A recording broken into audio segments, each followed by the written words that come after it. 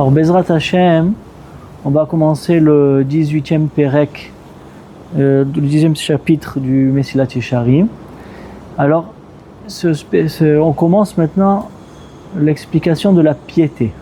C'est la chassidoute. Comme ça, on va le dire. On dit une fois que c'est la piété, maintenant, on mentionnera que le mot chassidoute, Bezrat Hashem. Maintenant, tout ce sujet de la chassidoute, il est très... il y a une finesse à comprendre, parce qu'en vérité, il y en a beaucoup qui se sont trompés dans l'explication qu'est-ce que c'est béhémet la chassidoute. Alors, il y en a plusieurs qui pensaient que la chassidoute, c'était de dire des teilim toute la journée, de demander pardon à Kadosh Baruch Hu, de faire tachanoun toute la journée, ou bien de se faire mal. De casser la glace comme ça et rentrer dans un mikvé glacé. Alors, toutes ces choses-là, si quelqu'un il est fait de dire des télim toute la journée, de dire pardon à Hachem sur tout ce qu'il a fait, tout le temps en train de dire tachanounim, alors Yikaron pour la tchouva, c'est une bonne chose. Mais c'est pas la définition de la chassidoute. C'est pas ça la piété, c'est pas quelqu'un de pieux, c'est pas ça. Ils se sont trompés, ces gens. C'est très possible que la raison pourquoi ils se sont trompés, ça vient des goïms. Parce que les goïms, ils perçoivent tout le sujet de la chassidoute, quelqu'un de pieux. Pour eux, c'est quelqu'un qui est farouche me'aolamazi, qui se sépare complètement de ce monde. Comme j'avais entendu une fois qu'il y avait un moine qui voulait être pieux devant Hachem. Et il est monté il s'est perché sur un hamoud, comme ça une estrade, pendant 1 an.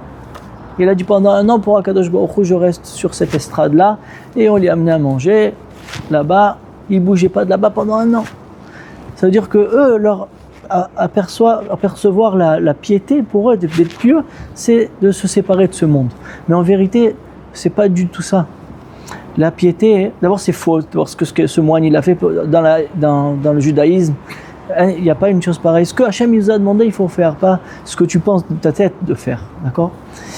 Mais ce qu'il y a, c'est que toutes ces prichouyot de dire teilin, de se faire mal et tout ça, c'est cachoua avec l'otaase, ça veut dire d'être porège, de se séparer du monde pour la tchouva. Mais d'être pieux, c'est pas ça. D'être pieux, c'est faire des choses. C'est pas ne pas faire des choses, de se séparer de choses. Non, la piété, c'est de faire des choses. Et il faut comprendre, c'est quoi mettre la définition. C'est quoi, quelle est la définition de faire quoi? De faire quoi pour que tu t'appelles chassid béhémet. Et à cause que les gens, ils ont mal défini la piété, alors, aux yeux du monde, aux yeux du Hamon Ha'am, alors ils ont vu la piété comme quelque chose qui est dégoûtant un peu, qui les repousse. Parce que voilà, il n'y a que les nézirim, que les gens qui vont s'isoler, qui vont parler avec personne et tout ça. Alors c'est quelqu'un de pieux. Alors qu'en vérité, pas du tout. Un chacun, il peut être pieux, un chacun, il peut être chassid. Rien qu'il faut que tu comprennes bien c'est quoi la définition d'être un chassid. Alors c'est pour ça que le Ramchal, dans ce pérec-là, il va au moins nous donner la définition. Après, il nous expliquera dans les chapitres d'après, Bezrat Hashem, en détail, comment faire pour être chassid, comme il va l'expliquer là. Et ça va nous prendre, Bezrat Hashem, dans le pérec d'après, beaucoup de shiurim, parce que c'est assez long. Et comme il dit le Ramchal, pour comprendre la chassidoute, c'est quelque chose de très très profond. Il y a beaucoup de choses à comprendre dans la chassidoute, et c'est pas comme les gens ils pensaient que c'était pas shoot à faire, tu t'es lim et tout, pas du tout. Il y a quelque chose à comprendre ici. En tout cas, c'est quoi la chassidoute? C'est quoi la définition de la chassidoute? Alors le Ramchal il ramène la Gemara dans Brachot, Daf Yud Zayin, Amud Aleph. Elle dit Ashrei Adam Sha'amalo Batorah. Comme ça, elle dit la Gemara. Ashrei celui que sa peine, toutes ses forces, il les met dans la Torah. Ve'ose nachat ruach leyotzro. Et il fait plaisir à son créateur. Comme ça, la Gemara, elle dit dans Brachot, Daf Yud Zayin. Alors, justement sur ça, il vient le Ramchal, il dit, et ça, ici, dans ces mots de cette Gemara-là, se cache la définition de la chassidoute. La chassidoute, c'est de faire nachat ruach la Kadosh Baruch Hu. Vous savez, c'est quoi nachat ruach Kadosh Baruch Hu? Alors, il donne un exemple. Il donne quelques exemples au Ramchal.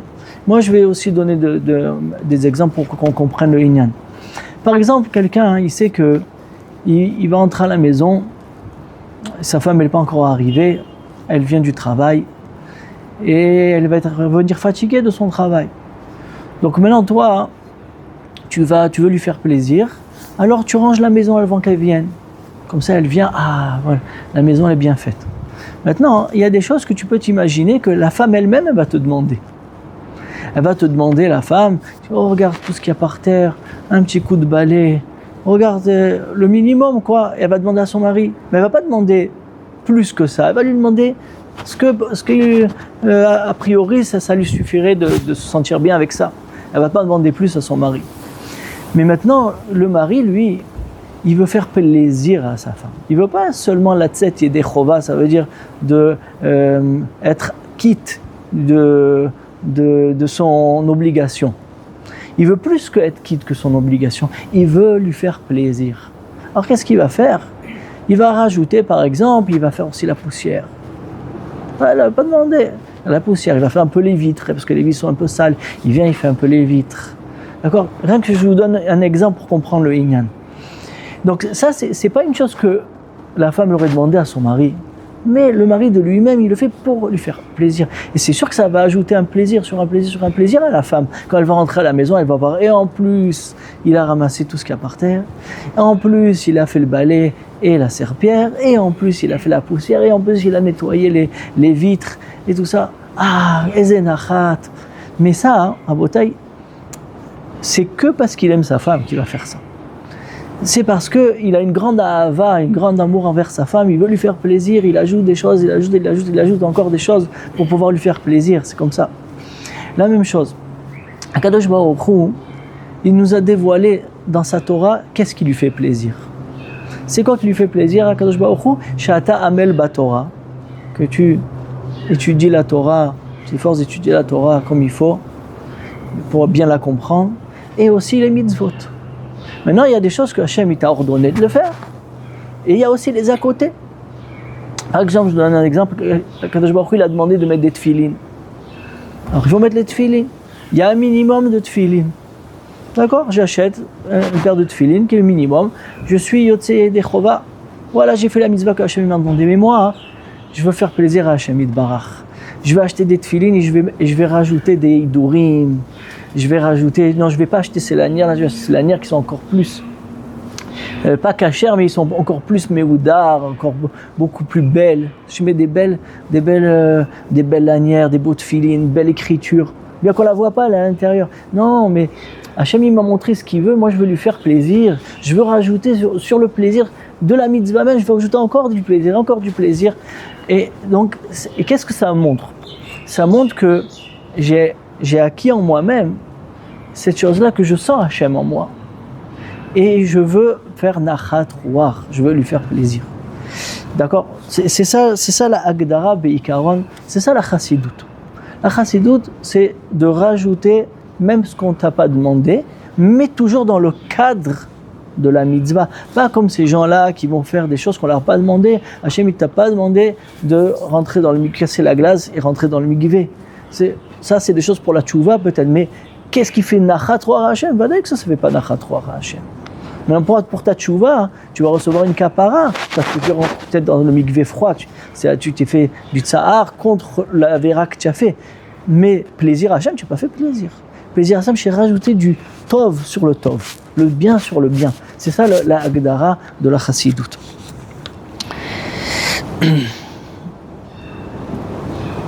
Aussi, par exemple, dans son Sefer Adir Bamarom, le Ramchal, il dit par exemple, quelqu'un, il va étudier la Torah.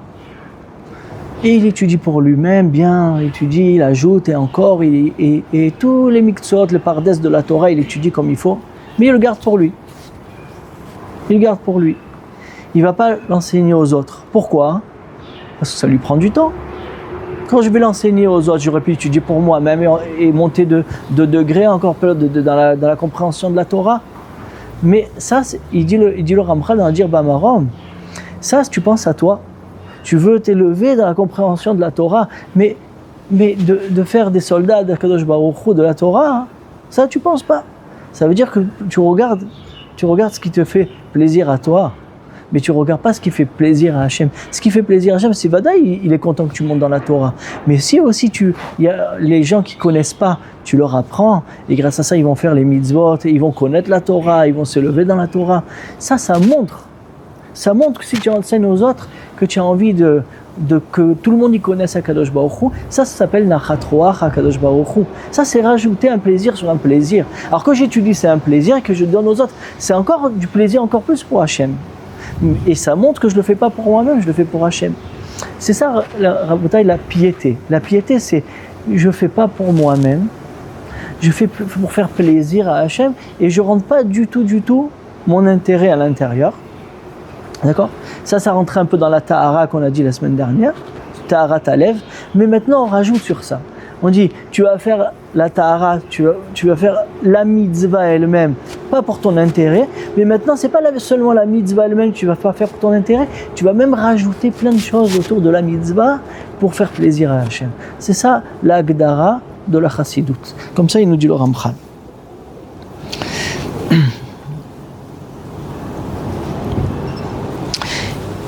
Aussi, il donne un exemple, je finis avec ça, il donne un exemple aussi, même un enfant par rapport à son père, ou un père par rapport à son enfant.